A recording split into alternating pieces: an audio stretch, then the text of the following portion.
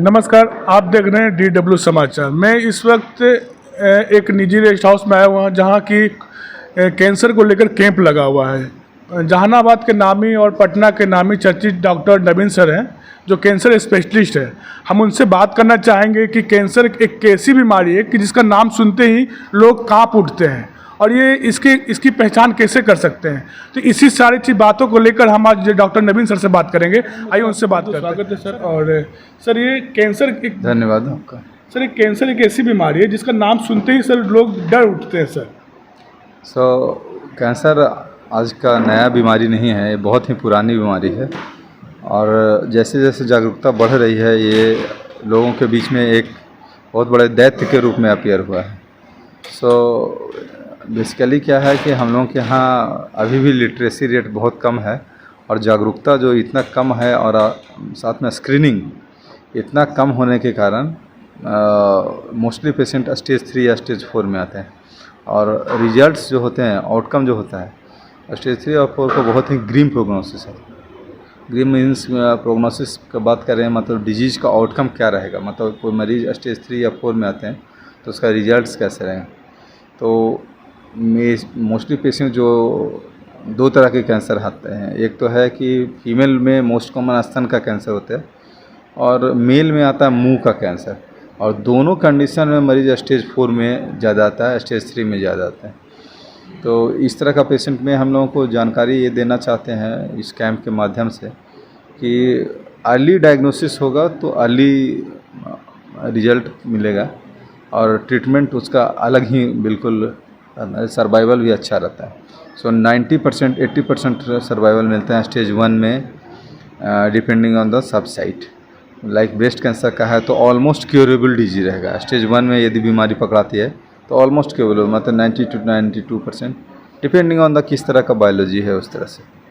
Sir ये सब लोग कैसे पहचान सकते हैं कि जो इसका पहला लक्षण क्या होता होगा सर? तो आप देख सकते हैं हमारे पीछे इतना बड़ा साइन जो हम लोगों ने लगा रखा है, बहुत ही कॉमन चीज़ है। आप ये पीछे के चीज़ में देखें, स्तन में गांठ होना, मतलब ये लिटरली जो जिनको नॉलेज नहीं है आम लोगों के लिए मैंने इस तरह का बैनर बनाया क्योंकि लोग सिर्फ देख करके पहचान सकें कि हमारे कोई माता बंधु जो भी बहन है और स्तन में कोई गांठ मिल रहा है, आँख में गिल्टी हो रही है, सस्पिशन हो जाता है कि ब्रेस्ट ट्यूमर हो सकता है। और शरीर में किसी प्रकार का गांठ होना, नया कोई भी गांठ बन रहा है तो एक तरह से एक सस्पिशन होता है उसमें कि डॉक्टर से मिलें। सब गांठ कैंसर के नहीं होते हैं, बेनाइन ट्यूमर भी होते हैं जैसे लाइपोमा है, सीबेसिस सिस्ट है, बहुत सारी चीज़ें हैं, फाइब्रोलाइपोमा है। तो सारे गांठ नहीं होते हैं, लेकिन आपके शरीर में कोई नया चेंज आ रहा है तो आप उसको इग्नोर मत कीजिए। नज़दीकी जो भी डॉक्टर्स हैं उनसे मिलिए, उनको समझ में नहीं आता तो आप अच्छे स्पेशलाइज्ड या सुपर स्पेशलिस्ट डॉक्टर से मिल सकते हैं। मुंह का जो लोग तंबाकू या किसी भी तरह का इस तरह का खैनी का, गुटखा का और इस तरह का सेवन कर रहे हैं तो उस चीज़ को बिल्कुल अवॉइड करें क्योंकि एक बार आदत पड़ जाएगी तो बहुत मुश्किल होता है छोड़ना। इससे बढ़िया है कि उसे अपनाएं ही नहीं। अब शुरू से ही आप उसको इग्नोर करेंगे उस चीज़ को कि हमें तंबाकू या गुटखा को जीवन शैली में नहीं यूज करना है, तो आगे के लिए हमेशा के लिए लाभदायी होगा। सर आज के दिन में देखा गया कि सर छोटे छोटे बच्चे जो है, नवजात शिशु है, उन्हें भी कैंसर की कहीं ना कहीं शिकायत होती है, जैसे उनकी आँख में या कहीं ना कोई बॉडी पार्ट्स में दिखता है सर ये। देखिए कैंसर का कोई एज लिमिट, बच्चे जो पैदा होते हैं उनको भी कैंसर होता है, जैसे सैक्रोकोक्सियल टेरेटोमा, तो उनको बचपन मतलब जो माँ के पेट से ही है तो वो उसका कोई एज लिमिट नहीं है। जैसे ब्रेस्ट ट्यूमर है ना, तो 7 साल 5 साल 3 साल, अभी हाल में हमने महावीर कैंसर में ऑपरेशन किया 3 साल के बच्चे को 4 किलो का ट्यूमर निकला था। तो कोई एज ग्रुप नहीं है और इसका मोस्टली कारण पता नहीं है कि किस कारण से होते हैं। ये देखा जाता है कि कुछ सिंड्रोम्स जो होते हैं, कोई बीमारी का जो सिंड्रोम्स होता है 5 से 10% केसेज में फेमिलियल भी होता है, ये फैमिली में होता है। रेटिनोब्लास्टोमा जैसे है, मदर और फादर दोनों को है तो बच्चे को होने के चांसेस ज़्यादा रह जाते हैं। तो इस तरह से फेमिलियर हिस्ट्री, जेनेटिक जिसको बोलते हैं प्रीडिस्पोजिशन, वो हो सकता है। क्योंकि कहा जाता है कि कैंसर कहीं ना कहीं जेनेटिक बीमारी का भी बात होता है, ये 3 पीढ़ी शायद ऐसे बताया जाता है डॉक्टरों के द्वारा। क्या सर इसमें बात क्या सच्चाई है सर? देखिए 70 से 80% कैंसर जो होते हैं स्पोरेडिक है, जिसका कारण मालूम नहीं है, जिसको साइंस अभी भी खोज रही है, रिसर्च कर रही है कि किस कारण से हो रही है। बाकी 30% केसेस के लिए हम लोग टोबैको जो होता है, टोबैको या अल्कोहल इस तरह का चीज़ें होती हैं। 5 से 10% केसेस में देखा गया है कि जेनेटिक प्रीडिस्पोजिशन होता है कि 3 पीढ़ी तक, या क्योंकि मोस्टली क्या होता है हम लोग को 3 पीढ़ी तक पता रहता है, 4 पीढ़ी तक मैक्सिमम पता हो सकते हैं, उसके ऊपर का पता नहीं रहता है। हो सकता है ऊपर से डिजीज होगा और धीरे धीरे जीन्स के माध्यम से हम लोगों को इस जनरेशन में फिर अपीयर होते हैं। सो मेन है कि किस तरह से हमारे शरीर में कोई चीज़ चेंज आ रहा है उसको पहचानें और डॉक्टर से मिल करके उसको इलाज कराएं। सर बुजुर्गों में सर जो खास करके पुरुष वर्गों में प्रोस्टेट कैंसर का ज़्यादातर शिकायत आती है सर, लगभग वो 70% 60% का रेशियो होता है, और महिलाओं में जो बच्चेदानी का बताते हैं सर उसमें, तो इसकी जांच कैसे की जा सकती है, पहचान कैसे की जा सकती है सर? सो बहुत ही अच्छा सवाल पूछा आपने। जो ओल्ड एज मोर देन 55 या 60 ईयर्स में जो बूढ़े लोग होते हैं, प्रोस्टेट का कैंसर ज़्यादा कॉमन है। और प्रोस्टेट क्या होता है, पोरस ग्रंथि होते हैं और सभी मेल्स में ये पाया जाता है, और जिस एज के साथ वो बढ़ते हैं तो एक एज के बाद उसमें कैंसर होने के चांसेस ज़्यादा होते हैं। Age itself is a risk factor, कि जितना ज़्यादा उतना ही ज़्यादा चांसेस हैं। सो उस तरह का पेशेंट में हम लोग को सिम्टम्स जो होते हैं अलग नहीं रहता, मेन सिम्टम्स वैसे ही रहेंगे।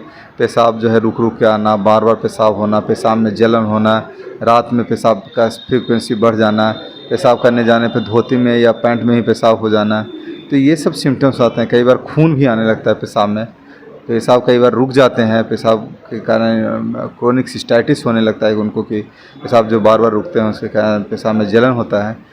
तो और उसके बाद बहुत एडवांस स्टेज में आता है तो हड्डियों में भी बीमारी फैल जाती है सर। तो यही शायद ये बोन मेरो और ये सब बोलते हैं मल्टीमेलोमा का भी शायद ये बनता है स्टेज। तो multiple myeloma is different and prostate cancer is different, but दोनों जो है बोन मेट्स यदि आ गया प्रोस्टेट के कारण तो वो भी उसी तरह का प्रेजेंटेशन होता है। मल्टीपल माइलोमा का भी मोर और लेस सेम प्रेजेंटेशन हो सकता है यदि बोनी मेट्स के साथ आता है प्रोस्टेट कैंसर। तो इसमें PSA लेवल एक चेक करते हैं, उससे हम लोग को पता चल जाती है।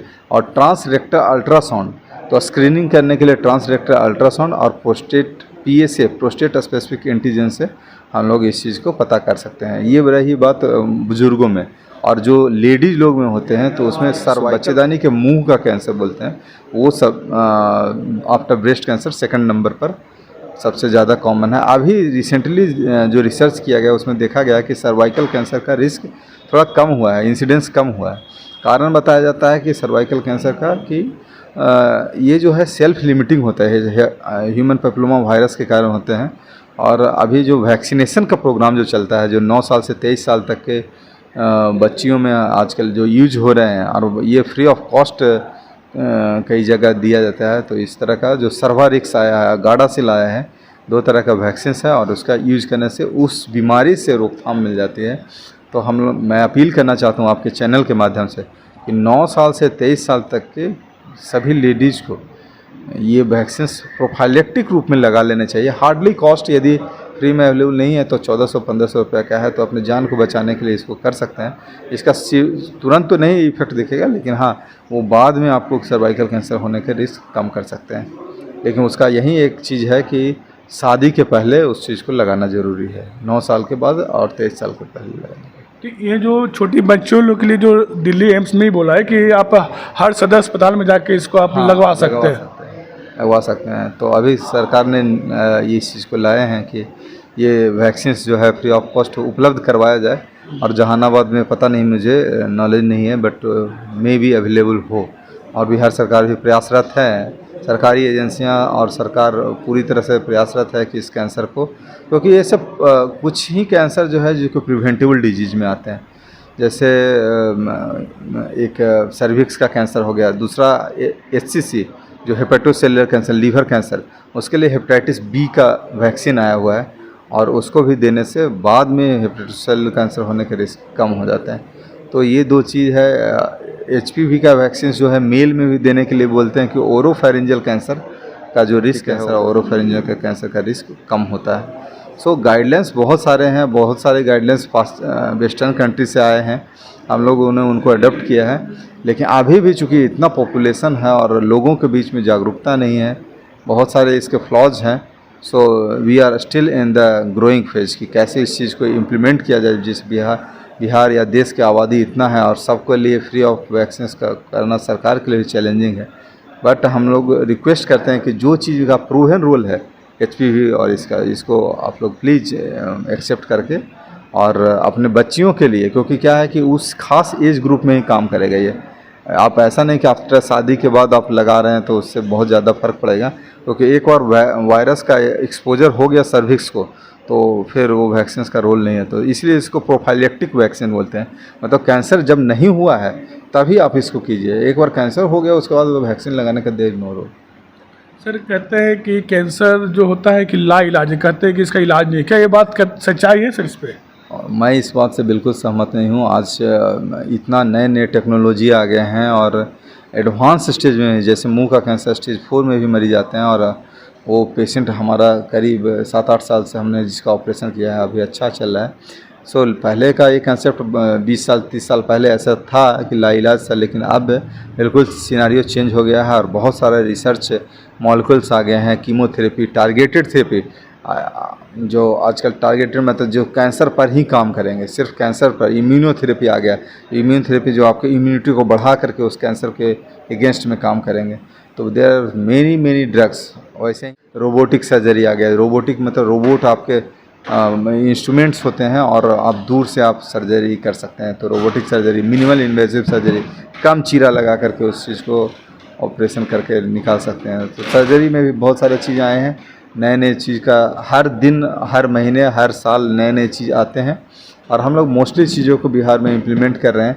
अभी हमने महावीर कैंसर संस्थान में हाईपेक थेरेपी चालू किया, जो पहले बिहार में बहुत कम जगह पर, मतलब इनफैक्ट एम्स पटना में एक होता था और हम लोगों ने चालू किया है और उसका बहुत अच्छा रिजल्ट रहता है। हाईपेक जो है हाइपरथर्मिक इंट्रापेरिटोनियल कीमोथेरेपी, वो क्या रहता है ऑपरेशन के समय ही कीमो दिया जाता है। पेट जब खुला हुआ है, पेट का ऑपरेशन होते हैं ओवेरियन कैंसर या कोलोन कैंसर में देते हैं, तो वो क्या होता है पेट जब खुला हुआ है उसी समय हम लोग एक स्पेशल मशीन आता है बॉम्बे से, कलकत्ता से हम लोग मंगाते हैं और उस चीज़ को देते हैं। उसमें 1 घंटे का साइकिल होता है और कीमोथेरेपी दिया जाता है। तो इससे क्या होता है कि मरीज को रिकरेंस फ्री सर्वाइवल बढ़ते हैं ओवेरियन कैंसर में या कोलोन कैंसर में। तो नए चीज़ें आते हैं, हम लोग इम्प्लीमेंट करते हैं सो दैट मरीजों को फ़ायदा हो, उनसे लाइफ उनका अच्छा हो, क्वालिटी ऑफ लाइफ इम्प्रूव हो, डिजीज़ फ्री सर्वाइवल बढ़े, ओवरऑल सर्वाइवल बढ़े। तो ये सब चीज़ें। एक बात और है सर कि जैसे सर अभी जो ज़्यादातर युवा में माउथ कैंसर दिखा जा रहा है, क्योंकि कहीं ना कहीं वो गुटखा तंबाकू का सेवन करते हैं, अल्कोहल का सेवन करते हैं, उसके कारण होता है। और जो कुछ सीनियर में देखा गया सर ब्लड कैंसर के रेशियो ज़्यादा पाए जा रहे हैं सर।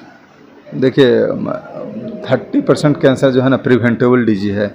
मतलब 30% कैंसर, 10 में से 3 मरीज हमारे ऐसे आते हैं जिनसे यदि हम लोग अपना लाइफ स्टाइल को सुधार दें तो वो ठीक हो सकता है। लाइफ स्टाइल सुधारने का मतलब क्या है, नेचुरल चीज़ों के साथ आप रहिए। जैसे आप जो खाना पीना खा रहे हैं सब कुछ ठीक है, लेकिन आप तंबाकू को आप अपने जीवन शैली में लाएंगे कि गुटखा, तंबाकू, सिगरेट, दारू, जो भी अल्कोहल का सेवन करेंगे तो उसमें एक रिस्क बढ़ जाएगा आपको। और टोबैको से सिर्फ कैंसर नहीं, बहुत सारी चीज़ें और भी होती हैं, जैसे कार्डियक डिजीज आपको होने के चांसेस बढ़ जाते हैं, पेरिफेरल वैस्कुलर डिजीज होने के चांसेस बढ़ जाते हैं। तो उसको जीवन में अपनाने से मज़ा तो आता है, लेकिन ज़िंदगी भर के लिए सज़ा होती है। और बीमारी कैंसर का जो मोस्टली बीमारी होता है, गांव घर का मुखिया जो होता है, जो कमाने वाला आदमी होता है, उसी को हो जाते हैं। तो कमाना भी बंद हो गया और उसके इलाज में फिर खर्च बढ़ जाता है। तो एक तरह से पूरा परिवार ही तबाह हो जाता है। एक तरह से कहें तो पूरा उसका जो सोसाइटी है, उसका परिवार है, जितने लोग होते हैं, बच्चे जो होते हैं, उनकी पत्नी होती हैं, तो उनको आर्थिक कमजोरी महसूस होते हैं और आगे उनका इलाज में भी बहुत खर्च होता है। इतना करने पर भी उनका इलाज नहीं संभव हो पाता है। ब्लड कैंसर जो होता है, जैसे ल्यूकीमिया जो होते हैं, 20+ एज ग्रुप में होता है, 30 ईयर्स एज ग्रुप में होता है। उसमें क्या होता है कि कुछ कैंसर जो ब्लड कैंसर का है रिजल्ट बहुत अच्छा है। जैसे chronic myeloid leukaemia, it's very nice है ना, उसका प्रोग्नोसिस बहुत अच्छा है। मैंने ट्रीटमेंट किया था 2014 में, 10 साल पहले। अभी भी पेशेंट ठीक है। फ़ोन पर मेरी बात होती थी, बॉम्बे का एक टीचर थे, उनको किया था and he was very good. Delhi का एक टीचर है, उनका भी अच्छा चल रहा है। तो कहने का मतलब है कि आप कैंसर को लाइलाज करके मत इलाज चालू कीजिए। कैंसर की लड़ाई में हम आपके साथ हैं, आप सब मिल करके और कैंसर को हराएंगे।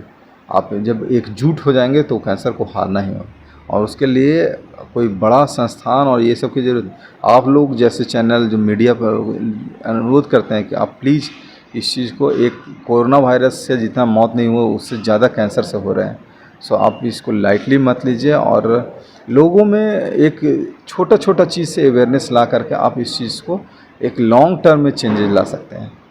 तो आपका चैनल के माध्यम से बस यही कहना चाहता हूँ कि जो भी लोग तंबाकू का सेवन कर रहे हैं या तो उसको इमीडिएटली बंद कर दें, अपने लिए नहीं तो कम से कम अपने बच्चों के लिए, अपने परिवार के लिए।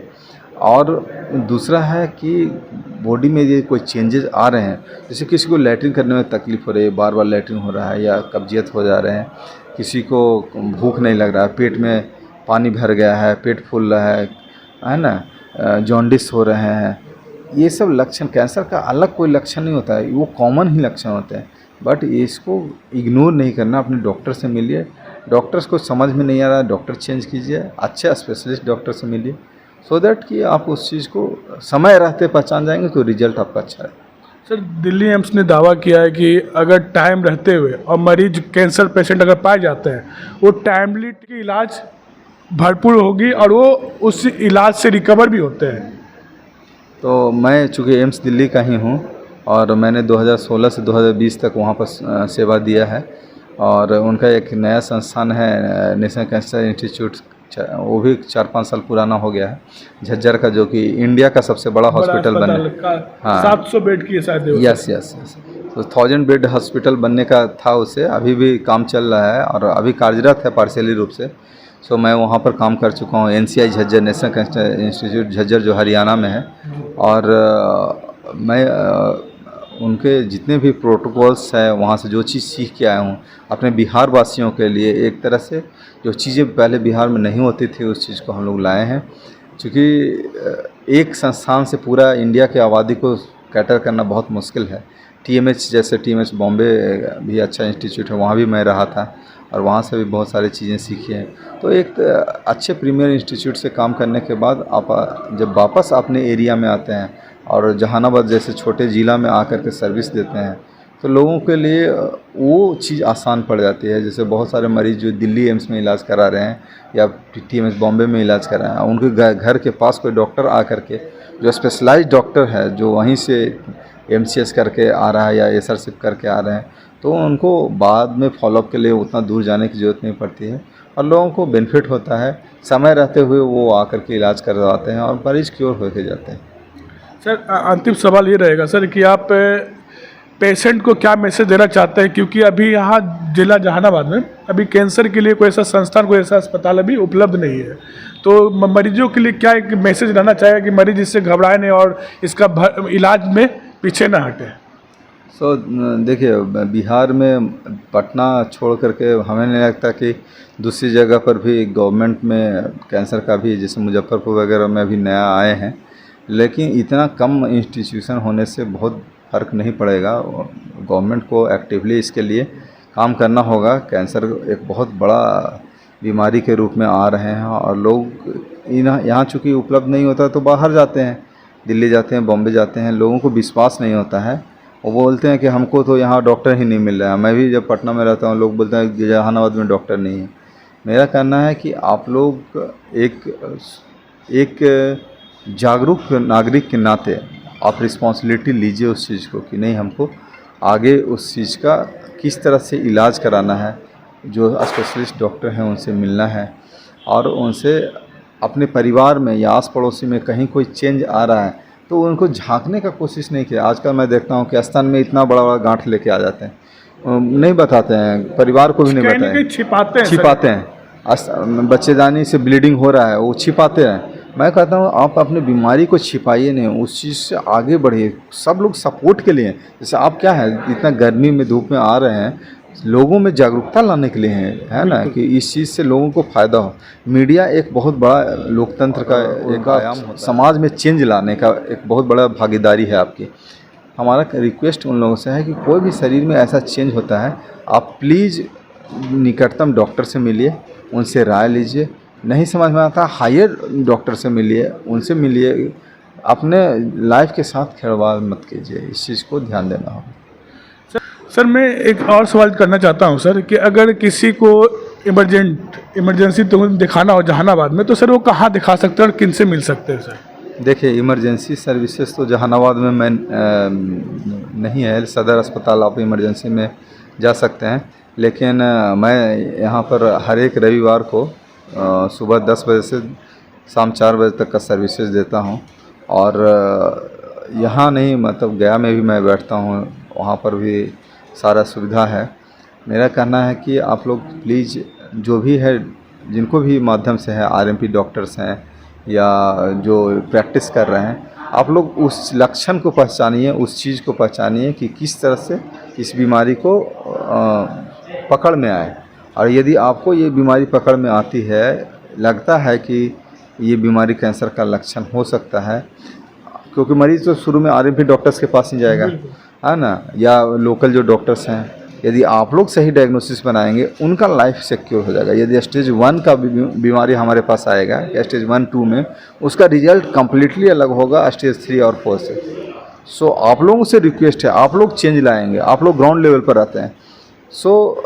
मैं जब एम्स दिल्ली में था तो बहुत बड़े कॉन्फ्रेंस में एक बात बोली गई थी कि यदि इस तरह का 10 एम्स भी बना दिया जाए, उस समय कैंसर के लिए डेडिकेटेड जो एनसीआई बन रहा है, फिर भी कैंसर नहीं स्टेज 3 और 4 के बजाय स्टेज 1, 2 में नहीं आएगा, जब तक कि लोगों में जागरूकता नहीं है, आरएमपी डॉक्टर्स में क्योंकि doctors themselves they are not recognising. वो आज भी कहते हैं कि इसको हम होम्योपैथिक से ठीक कर देंगे और आयुर्वेदिक से ठीक कर देंगे या जो भी है। तो मेरा कंसर्न है कि मैं किसी ब्रांच को क्रिटिसाइज नहीं कर रहा हूँ, मैं कह रहा हूँ कि जो जिस चीज़ का है उस चीज़ का इलाज कराएं। हाँ, आप कर सकते हैं तो ठीक है, नहीं कर सकते हैं तो समय रहते उसको रेफरल कर दीजिए। तो सर संडे के संडे आप जहानाबाद को टाइम देंगे सर? संडे का संडे। कहाँ पर सर संडे आप बैठते हैं सर? संडे अरवल रोड में, अरवल रोड है जहानाबाद राजा बाजार में, अरवल रोड में पटना कैंसर सेंटर नाम से ही है, और वहाँ पर पूरा हम लोग सर्विसेज दे रहे हैं। हमारा पटना में भी ब्रांच है, सगुना मोड़ पर, और एक आकाशवाणी रोड पटना में भी ब्रांच है, और वहाँ पर मॉड्यूलर ओटी, ऑपरेशन थिएटर, सब कुछ सुविधा उपलब्ध है। तो सर जो आज आपने जो जानकारी दिया कैंसर को लेकर, उसके लिए बहुत बहुत धन्यवाद सर हमारा। और अभी हमारे साथ जुड़े हुए थे पटना के जाने माने डॉक्टर नवीन सर, जो कैंसर, उन्होंने बहुत सारी अच्छी अच्छी जानकारी दिया और उन्होंने बताया कि कैंसर एक ऐसी बीमारी है कि जिसका इलाज हो सकता है, डरे नहीं। अगर शरीर में या किसी भी अंग में कोई भी गठिया हो तो कोई भी अपने नज़दीक डॉक्टर से मिले, और अगर उन्हें लगता है कि किसी और डॉक्टर से दिखाना है या कोई भी जानकारी चाहिए तो नवीन सर से भी मिल सकते हैं। और आप देख रहे थे DW समाचार, मैं बरुण कुमार, नमस्ते।